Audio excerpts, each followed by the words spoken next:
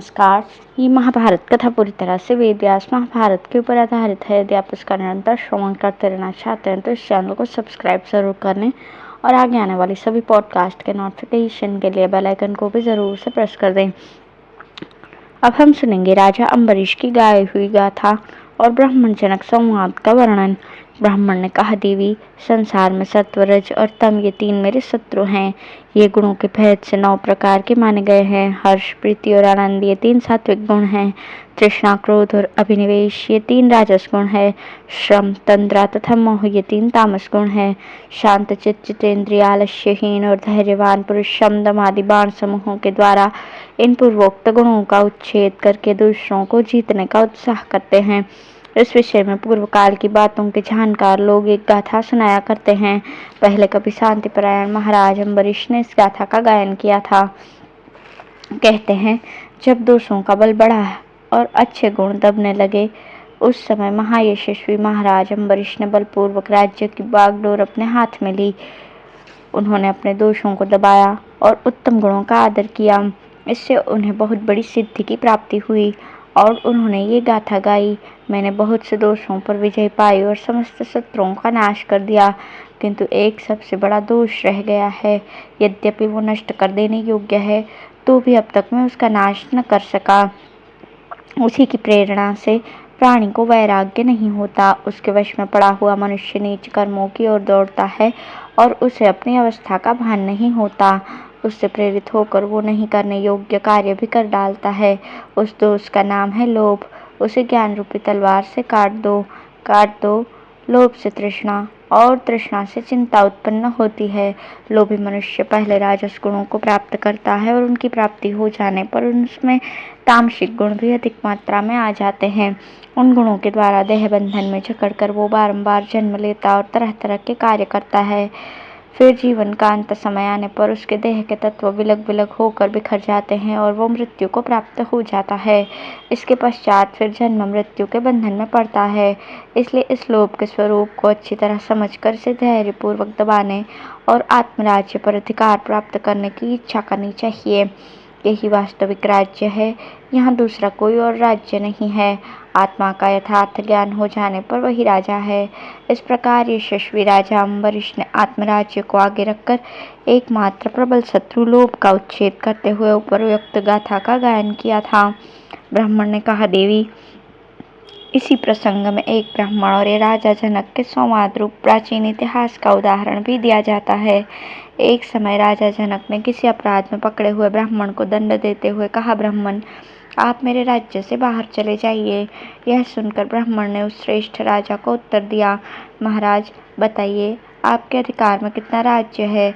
इस बात को जानकर मैं शास्त्र के अनुसार आपकी आज्ञा पालन करने की दूसरे राजा के राज्य में निवास करने की चेष्टा करूंगा।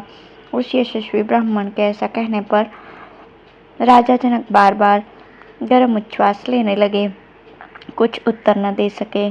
थोड़ी देर चुप रहने के पश्चात वे ब्राह्मण से बोले, ब्राह्मण, यद्यपि बाप दादों के समय से ही मिथिला प्रांत के राज्य पर मेरा अधिकार है, तथापि जब मैं विचार दृष्टि से देखता हूँ तो सारी पृथ्वी में खोजने पर भी कहीं मुझे अपना राज्य दिखाई नहीं देता। जब पृथ्वी पर अपने राज्य का पता न पा सका तो मैंने मिथिला में खोज की।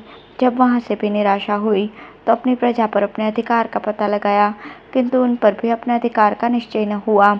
अंततो गत्वा मैं इस नतीजे पर पहुंचा हूँ कि कहीं भी मेरा राज्य नहीं है अथवा सर्वत्र मेरा ही राज्य है।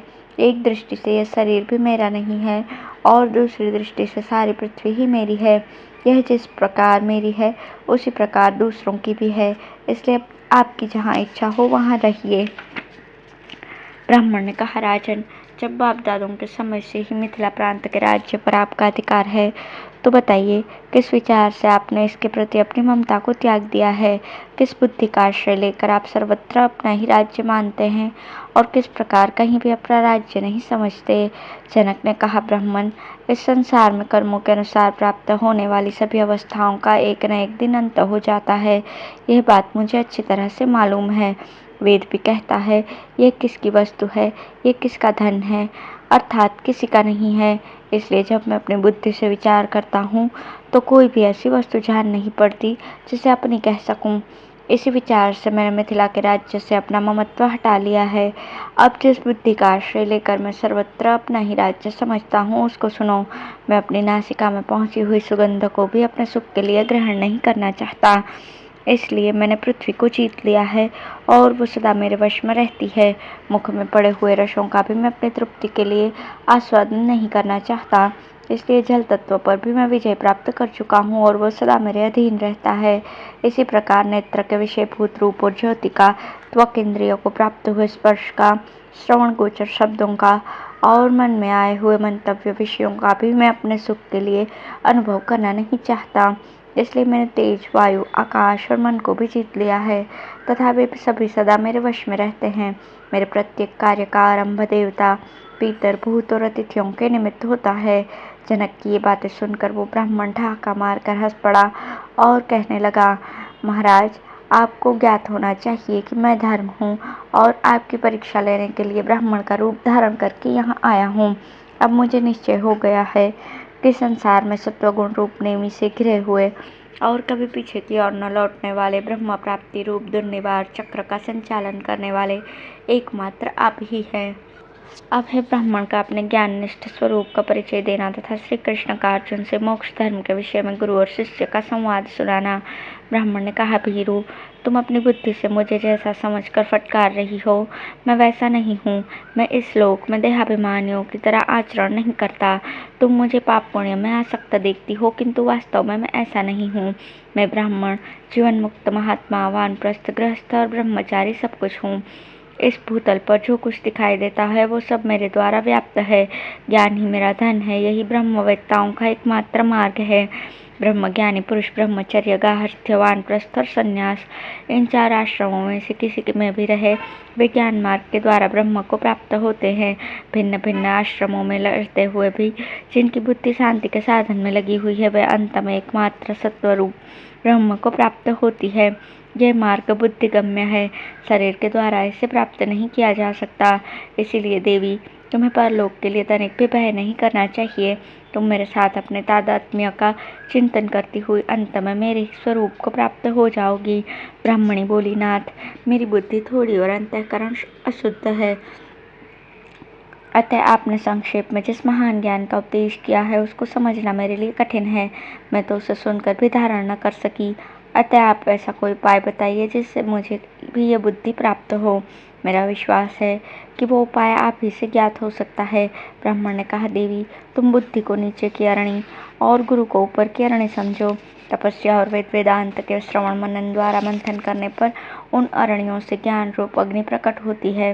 ब्राह्मणी ने पूछा, नाथ, क्षेत्रज्ञ के नाम से प्रसिद्ध शरीरावर्ती जीवात्मा को जो ब्रह्म का स्वरूप बताया जाता है, यह बात कैसे संभव है? क्योंकि जीवात्मा ब्रह्म के नियंत्रण में रहता है और जो जिसके नियंत्रण में रहता है वो उसका स्वरूप हो, ऐसा कभी नहीं देखा गया। ब्राह्मण ने कहा, देवी, क्षेत्रज्ञ वास्तव में देह संबंध से रहित और निर्गुण है, क्योंकि उसके सगुण और साकार होने का कोई कारण दिखाई नहीं देता। भगवान श्री कृष्ण कहते हैं, अर्जुन, ब्राह्मण के इस प्रकार उपदेश देने पर उस ब्राह्मण की बुद्धि में पहले क्षेत्र का ज्ञान हुआ, फिर उससे भिन्न क्षेत्रज्ञ के ज्ञान द्वारा वो परब्रह्म परमात्मा को प्राप्त हो गई। अर्जुन बोले, भगवान, इस समय आपकी कृपा से सूक्ष्म विषय के श्रवण में मेरा मन लग रहा है, अतः जानने योग्य परब्रह्म के स्वरूप की व्याख्या कीजिए। भगवान श्री कृष्ण ने कहा, अर्जुन, इस विषय को लेकर गुरु और शिष्य में जो मोक्ष विषयक संवाद हुआ था वो प्राचीन इतिहास बतलाया जा रहा है। एक दिन उत्तम व्रत का पालन करने वाले एक ब्रह्मवेत्ता आचार्य अपने आसन पर विराजमान थे। उस समय किसी बुद्धिमान शिष्य ने उनके पास जाकर निवेदन किया, भगवान, मैं कल्याण मार्ग में प्रवृत्त होकर आपकी शरण में आया हूँ और आपके चरणों में मस्तक झुकाकर याचना करता हूँ कि मैं जो कुछ पूछूं उसका उत्तर दीजिए। मैं जानना चाहता हूँ कि श्रेय क्या है, जगत के चराचर जीव कहाँ से उत्पन्न हुए हैं, किससे जीवन धारण करते हैं, उनकी अधिक से अधिक आयु कितनी है, सत्य और तप क्या है, सत्पुरुषों ने किन गुणों की प्रशंसा की है, कौन कौन से मार्ग कल्याण करने वाले हैं, सर्वोत्तम सुख क्या है और पाप किसे कहते हैं, यह सब जानने के लिए मेरे मन में बड़ी उत्कंठा है। अतः आप इन प्रश्नों का उत्तर देने की कृपा करें। आपके सिवा दूसरा कोई ऐसा नहीं है जो सब प्रकार की शंकाओं का निवारण कर सके। अर्जुन, वो शिष्य सब प्रकार से गुरु की शरण में आया था। यथोचित रीति से प्रश्न करता था, गुणवान और शांत था, छाया की भांति साथ रहकर गुरु की सेवा में लगा रहता था तथा जितेंद्रिय, संयमी और ब्रह्मचारी था। उसके पूछने पर मेधावी एवं व्रतधारी गुरु ने पूर्वोक्त सभी प्रश्नों का ठीक ठीक उत्तर दिया। गुरु ने कहा, पुत्र, ब्रह्मा जी ने वेद विद्या का आश्रय लेकर तुम्हारे पूछे हुए इन सभी प्रश्नों का उत्तर पहले से ही दे रखा है तथा प्रधान प्रधान ऋषियों ने उसका सदा ही सेवन किया है। उन प्रश्नों के उत्तर में परमार्थ विषयक विचार किया गया है। मैं ज्ञान को ही परब्रह्म और संन्यास को उत्तम तप मानता हूँ। जो अबाधित ज्ञान तत्व को निश्चय पूर्वक जानकर अपने को सब प्राणियों के भीतर स्थित देखता है, वो सर्वगति, सर्वज्ञ अथवा सर्वव्यापक माना जाता है। जो किसी वस्तु की कामना नहीं करता तथा जिसके मन में किसी बात का अभिमान नहीं होता, वो इस लोक में रहता हुआ ही ब्रह्म भाव को प्राप्त हो जाता है। जो माया और सत्वादि गुणों को तत्व को जानता है, जिसे सब भूतों के कारण का ज्ञान है, और जो ममता तथा अहंकार से रहित हो गया है, उसकी मुक्ति में भी संदेह नहीं है। यह देह एक वृक्ष के समान है। अज्ञान इसका मूल अंकुर है, बुद्धि स्कंद है, अहंकार शाखा है, इंद्रियां खोखले हैं, पंचमहाभूत उसके विशेष अवयव हैं और उन भूतों के विशेष भेद उसकी टहनियां हैं। उसमें सदा ही संकल्प रूपी पत्ते उगते और कर्म रूपी फूल खिलते रहते हैं।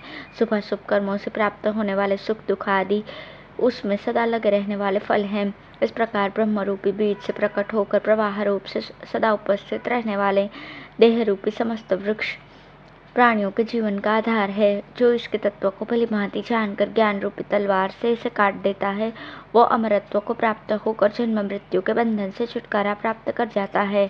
महाप्राज्ञ, जिसमें भूत वर्तमान और भविष्य आदि के द्वारा धर्म अर्थ और काम के स्वरूप का निश्चय किया गया है, जिसके सिद्धों के समुदाय ने भली भांति जाना है, जिसका पूर्व काल में निर्णय किया गया था और मनीषी पुरुष जिसे जानकर सिद्ध हो जाते हैं, उस परम उत्तम सनातन ज्ञान का अब मैं तुमसे वर्णन करता हूँ। पहले की बात है, प्रजापति दक्ष, भरद्वाज, गौतम, भृगुनंदन, शुक्र, वशिष्ठ, कश्यप, विश्वामित्र और अत्रि आदि महर्षि अपने कर्मों द्वारा समस्त मार्गों में भटकते भटकते जब बहुत थक गए थे, एकत्रित होकर आपस में जिज्ञासा करते हुए परम वृद्ध अंगिरा मुनि को आगे करके ब्रह्मलोक में गए और वहां सुखपूर्वक बैठे हुए ब्रह्मा जी का दर्शन करके उन्होंने विनय पूर्वक उन्हें प्रणाम किया। फिर तुम्हारी ही तरह अपने परम कल्याण के विषय में पूछा। तब ब्रह्मा जी ने कहा, उत्तम व्रत का पालन करने वाले महर्षियों, चराचर जीव सत्य से उत्पन्न हुए हैं और तपस्या से जीवन धारण करते हैं। ब्रह्म सत्य है, तप सत्य है और प्रजापति भी सत्य है। सत्य से ही संपूर्ण भूतों का जन्म हुआ है। यह भौतिक जगत सत्य रूप ही है, इसलिए सदा योग में लगे रहने वाले, क्रोध और संताप से दूर रहने वाले और नियमों का पालन करने वाले धर्म से भी ब्राह्मण सत्य का आश्रय लेते हैं। जो परस्पर एक दूसरे को नियम के अंदर रखने वाले, धर्म मर्यादा के प्रवर्तक और विद्वान हैं, उन ब्राह्मणों के प्रति मैं लोक कल्याणकारी सनातन धर्मों का उपदेश करूंगा। प्रत्येक वर्ण और आश्रम के लिए पृथक पृथक 4 विद्याओं का वर्णन करूंगा। मनुष्य विद्वान 4 चरणों वाले एक धर्म को नित्य बतलाते हैं। पूर्व काल में मनुष्य पुरुष जिसका आश्रय ले चुके हैं और जो ब्रह्म भाव की प्राप्ति का सुनिश्चित साधन है, उस परम मंगलकारी कल्याणमय मार्ग का उपदेश करता हूँ। उसे ध्यान देकर सुनो। ये सारा का सारा उपदेश परम पद का साधन है। आश्रमों में ब्रह्मचर्य को प्रथम आश्रम बतलाया गया है, गार्हस्थ्य दूसरा, वानप्रस्थ तीसरा और संन्यास आश्रम अंतिम है। इसके पश्चात आत्मज्ञान की प्रधानता होती है, अतः इसे परम पद स्वरूप समझना चाहिए। जब तक आध्यात्म ज्ञान की प्राप्ति नहीं होती, तभी तक ज्योति, आकाश, वायु, सूर्य, इंद्र और प्रजापति आदि के पृथक पृथक दर्शन होते हैं। आत्मज्ञान होने पर इनका नानात्व नहीं दृष्टिगोचर होता। अतः पहले आत्मज्ञान का उपाय बतलाता हूँ। सब लोग सुनो। ब्राह्मण, क्षत्रिय और वैश्य, इन 3 द्विजातियों के लिए वानप्रस्थाश्रम का विधान है। वन में रहकर मुनिवृत्ति का सेवन करते हुए फल मूल और वायु के आहार पर जीवन निर्वाह करने से वानप्रस्थ धर्म का पालन होता है। गृहस्थाश्रम का विधान सभी वर्णों के लिए है। विद्वान पुरुषों ने श्रद्धा को ही धर्म का मुख्य लक्षण बतलाया है। धैर्यवान संत महात्मा अपने कर्मों से धर्म मर्यादा का पालन करते हैं। जो मनुष्य उत्तम व्रत का आश्रय लेकर उपर्युक्त धर्मों में से किसी भी का दृढ़तापूर्वक पालन करते हैं, वे कालक्रम से संपूर्ण प्राणियों के जन्म और मरण को प्रत्यक्ष देखते हैं। अब मैं यथार्थ युक्ति के द्वारा विषयों में स्थित संपूर्ण तत्वों का विभागपूर्वक वर्णन करता हूँ। अव्यक्त प्रकृति, महत्तत्व, अहंकार, 11 इंद्रियां, पंच महाभूत और उनके शब्द आदि विशेष गुण तथा जीवात्मा, इस सब प्रकार तत्वों की संख्या 25 बतलाई गई है। जो इन सब तत्वों की उत्पत्ति और लय को ठीक ठीक जानता है, वो संपूर्ण प्राणियों में धीर है और कभी मोह में नहीं पड़ता। जो संपूर्ण तत्वों, गुणों तथा समस्त देवताओं को यथार्थ रूप से जानता है, उसके पाप धुल जाते हैं और वो बंधन से मुक्त होकर संपूर्ण दिव्य लोकों के सुख का अनुभव करता है। धन्यवाद।